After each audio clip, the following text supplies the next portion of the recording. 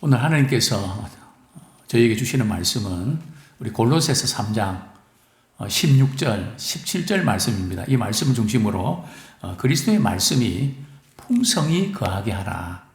그리스도의 말씀이 풍성히 거하게 하라 하는 제목으로 함께 도전받는 시간 되기 원합니다. 우리 한 주일 동안 우리가 살아가면서 우리 삶의 여러 가지 크고 작은 문제들을 우리가 만나게 되고 그것 때문에 우리는 또 신경도 쓰고 또 걱정도 하고 또 염려도 하게 됩니다. 그런 과정들은 누구나 겪게 되는 과정들이죠. 그러나 우리 그리스도인들은 한 가지 다른 점이 있습니다. 이런 생각, 저런 생각, 이런 감정, 저런 감정 느끼지만은 그것을 끝나는 것이 아니라 하나님의 말씀이 떠오르게 됩니다. 그래서 하나님의 말씀이 우리를 덮게 되죠. 컴퓨터를 이렇게 쓰시는 분들은 그런 이제 표시가 나오거든요. 덮어 쓸까요? 덮어도 잘못 쓰면 큰일 납니다.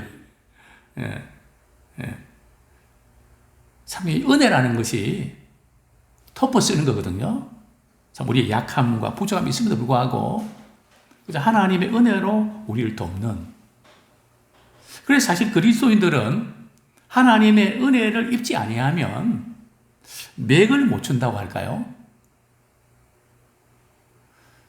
신앙생활에서 우리가 이렇게 승리하는 비결은 다른 데 있는 것이 아니고요. 문제가 없는 것도 아니고 우리 약점이 없는 것도 아니고 그때마다 하나님께서 말씀을 떠오르게 하십니다.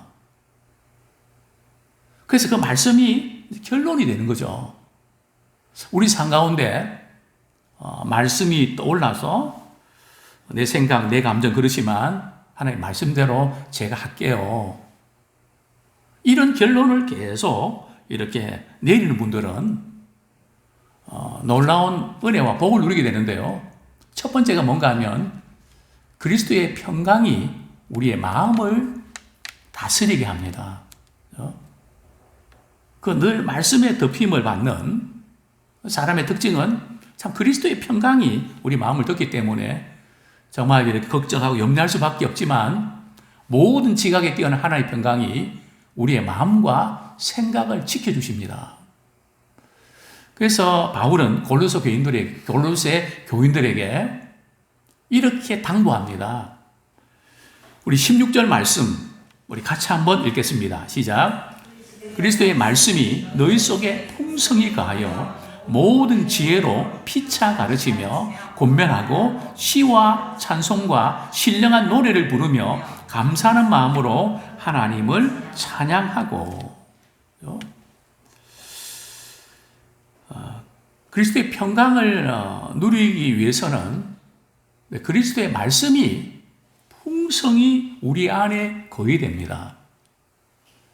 여기 우리 안이라는 뜻은 믿는 그리스도인들 개개인의 안에도 거해야 되지만 교회 공동체 안에, 소그룹 모임 안에 한 주일 동안 살아오면서 말씀을 읽고 깨달은 또 하나님 주신 지혜, 그것을 우리의 소그룹을 통해서, 목장을 통해서 그것을 나눈다는 거죠. 목회자만 나눈 것이 아니라 평신도들 가운데도 하나님께 주시는 깨닫게 주신 은혜가 다 다릅니다. 그것을 나눌 때에 그 공동체는 풍성한 은혜의 공동체가 됩니다. 참 이 그리스도의 말씀이 풍성히 가는 우리 가정이 되기 원하고 개인이 되기 원하고 우리 교회 공동체가 되기를 소원합니다. 지금까지 제가 이렇게 목회를 하면서 참 매 순간순간 때로는 갈등하고 또 약해지고 그럴 때마다 주님께서는 저에게 말씀을 주셨습니다. 분명히 제 이익을 위해서는 A 방향으로 가야 되는데 주님께서 말씀을 주시면 그 방향으로 가야 됩니다. 왜냐하면 지금까지 가만히 살아보니까 약삭 빠르게 이렇게 하는 게 도움이 되고 이렇게 유익한 것 같아. 그래서 선택하면 당장은 괜찮은 것 같은데 지나보면 역시 아니다. 아마 우리 저보다 연세가 많으신 분들 아마 그렇게 고백할 겁니다. 지금까지 살아온 삶을 이렇게 정리해 보니까 아브라함처럼 하나님의 말씀대로 결국 되는구나. 그렇다면 우리는 하나님께서 말씀을 주시면 당장 이렇게 계산을 할 때 안 맞는 것 같고 오늘 우리 간증 들은 것처럼 좀 이렇게 모자라고 미친 것 같아도 하나님의 말씀대로 그렇게 해야 되겠네? 그래서 항상 하나님 말씀 주셔서 제가 그 길로 가겠습니다. 저도 솔직하게 말이죠. 참 이런 고백을 하고 싶을 때가 있습니다. 하나님, 이런 경우는 말씀을 주시지 마시지.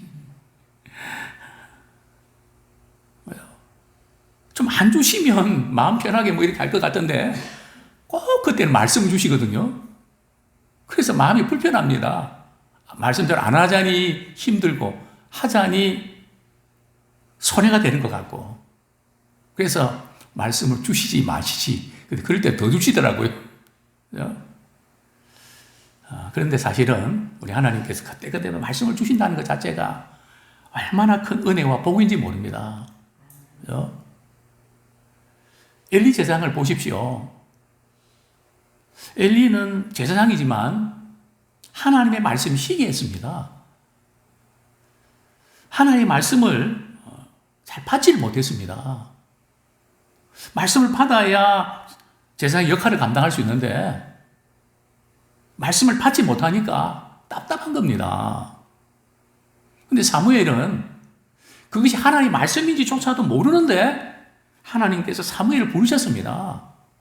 3번씩이나 부르셨는데 다니엘은 제사장이 부른 줄 알고 저거 찾으셨습니까? 3번인가요? 예. 사무엘은 하나님이 말씀하신 줄도 모르고 저를 찾으셨습니까? 아니.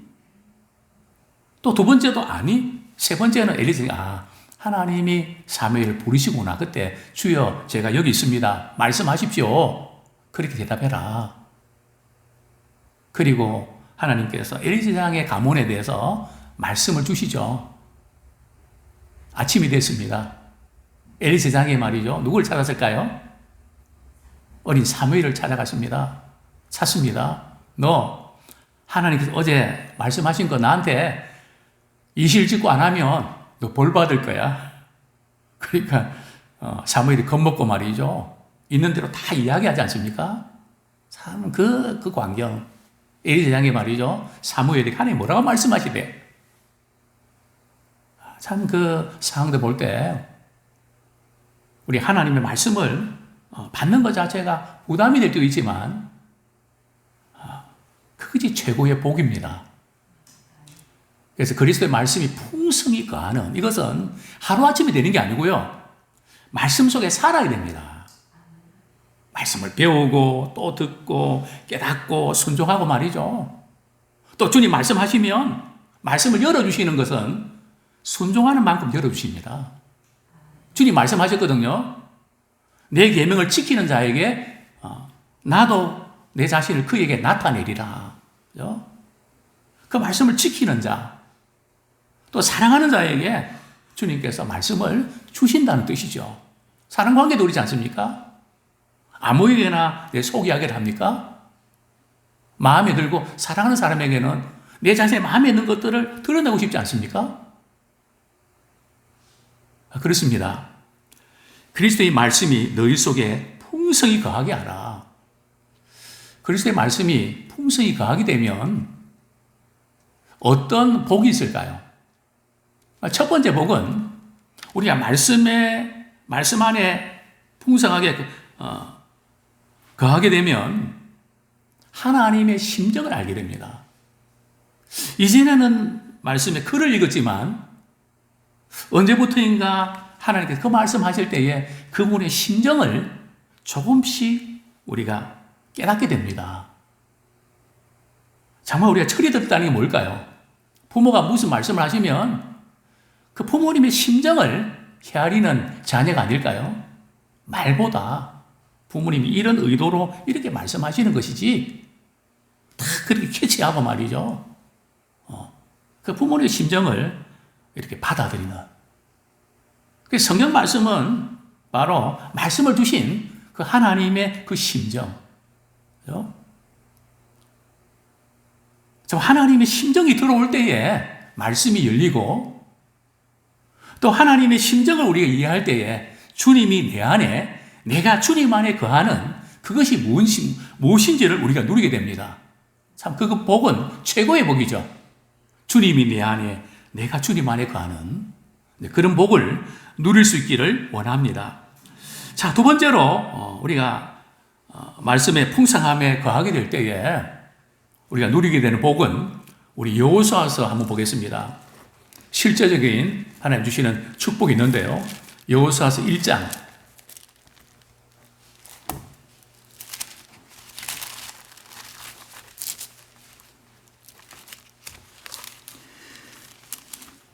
여호수아서 1장 우리 8절 말씀 같이 한번 읽겠습니다. 시작. 이 율법책을 내 입에서 떠나지 말게 하며 주야로 그것을 묵상하여 그 안에 기록된 대로 다 지켜 행하라. 그리하면 내 길이 평탄하게 될 것이며 내가 형통하리라. 늘 그분의 말씀을 입에서 떠나지 않고 묵상하며 또 기록된 대로 지켜 행할 때 두 가지 복이 있죠. 우리 인생이 평탄하게 됩니다. 인생이 평탄하지 못한 분들 계십니까? 여러 가지 또 이유가 있겠지만 한번 주님이 말씀하시면 제가 그대로 하겠습니다. 그래서 말씀의 다스림을 받는 그런 가정이나 개인은 그 삶이 평탄합니다. 그러나 감정에 굴고 그냥 극단적으로 막 여기에서 이렇게 한 사람들은 제가 볼 때는 야곱처럼 험악한 세월을 보내는 것을 보게 됩니다. 우리가 말씀의 풍성함에 거할 때에 우리 하나님께서 또 형통한 복을 주십니다. 이런 말씀 자체가 하나님의 지혜이기 때문에 하나님 지혜를 따르면 우리 인생이 평탄하게 되죠. 또 하나님의 지혜를 따르면 열리게 됩니다. 형통의 복을 누리게 됩니다. 이제 우리가 하나님의 말씀에 참 풍성히 거할 때 나타난 두 가지 특징이 있습니다. 하나님의 말씀이 내 삶 속에 풍성히 거하는지 또 거하지 않는지를 우리 점검하는 테스트기라 할까요? 두 가지로 나타납니다.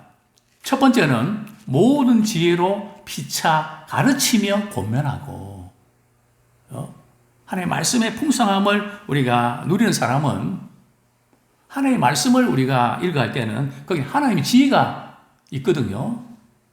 하나님의 지혜를 깨닫기 때문에 하나님의 지혜로 피차가 가르칩니다. 목회자만 가르치는 게 아니고요. 우리 설교는 목회자가 하지만 하나님 주신 은혜와 이 지혜는 서로가 말이죠. 나 이 말씀을 읽는 중에 하나님께서 이런 거 깨닫게 해주셨다. 그것을 이렇게 나누는 거죠. 사실 이 나누는 것이 어떤 경우는 어렵긴 하지만 이것이 우리의 대화의 주류가 되어야 됩니다. 그러면 우리의 만남이 참 그리스도의 풍성함을 우리가 누리게 됩니다. 그런데 우리가 이렇게 서로 삶을 나눌 때에 저는 별로 나눌 것이 없는데요. 이렇게 물론 나눌 것이 없을 수도 있습니다. 그러나 우리가 늘 말씀을 읽고 또 이렇게 깨닫고 그럴 때 그 속에서 하나님 주시는 깨달은 지혜가 있거든요. 사건을 통해서도 우리가 깨닫는 경우도 있고요. 이제 간혹 이런 간증을 하는 분들이 있습니다. 목사님, 제가 이렇게 금식 기도도 하면서 제가 기도원에서 이렇게 말씀을 듣는 가운데 참 많은 은혜를 받았습니다. 한 번도 듣도 못한 말씀을 제가 받고 은혜 받았습니다. 그래서 저도 같이 은혜 받고 싶어서 집사님 어떤 말씀에 큰 은혜 받으셨어요? 그러니까 목사님 제가 이런 말씀에 은혜 받았습니다. 집사님 제가 평소에 참 많이 강조하던 말씀인데 그 예배 시간은 기회 안 들어왔는데 그렇게 마음을 이렇게 다해서 갈급하고 할 때 그 말씀이 들어왔네요. 무슨 차이일까요? 우리가 답답하고 힘들 때, 갈급할 때 은혜의 보좌 앞에 나오면 똑같은 말씀이지만 살아있는 말씀으로 우리에게 부딪힙니다. 그러니까 막 힘들고 어려울 때 사실은 그 은혜의 보좌 앞에 나와서 말씀의 풍성함을 우리가 누리기를 소원합니다. 그때가 은혜 받을 절호의 찬스거든요. 근데 많은 분들이 그 기회를 놓치는 것을 우리는 보게 됩니다. 자, 두 번째로 어떤 현상이 나타날까요? 말씀의 말씀의 풍성함에 가하면 시와 찬송과 신령한 노래를 부르며 감사하는 마음으로 하나님을 찬양하고, 우리 하나님의 우리 은혜를 경험하게 되면 어떤 일이 생기는가 하면 그분을 찬양을 하게 됩니다. 또 감사를 하게 되는 거죠. 그래서 그 공동체가 얼마나 건강한가를 보면 그냥 찬양하는 분위기, 그 감사하는 분위기. 저는 젊은이들에게 그렇게 이야기합니다. 연애하고 교제할 때 어떤 모습을 보기 원하냐? 뭐 남자들은 예쁜 모습을 보고 싶어 하잖아요. 그러면 내가 기회를 만들어 줄게. 그 자매가 찬양대원이라면 찬양대에서 찬양하는 모습을 한번 봐라. 그러면 굉장히 이뻐 보이고 좋아질 거다. 왜 그런지 아십니까? 사람을 창조하신 목적이 뭘까요? 그분을 찬양하고 그분의 이름을 높이는 것이 창조의 목적이거든요. 그래, 창조의 목적대로 우리가 살아가는 삶의 그 모습이 가장 아름답죠. 제가 이 찬양을 부르면서 오늘 이제 이 말씀을 준비하면서 저는 우리 집사람을 어떻게 만났을까요? 제가 찬양대 지휘자고 우리 집사람은 찬양대원이었거든요. 나도 그렇네.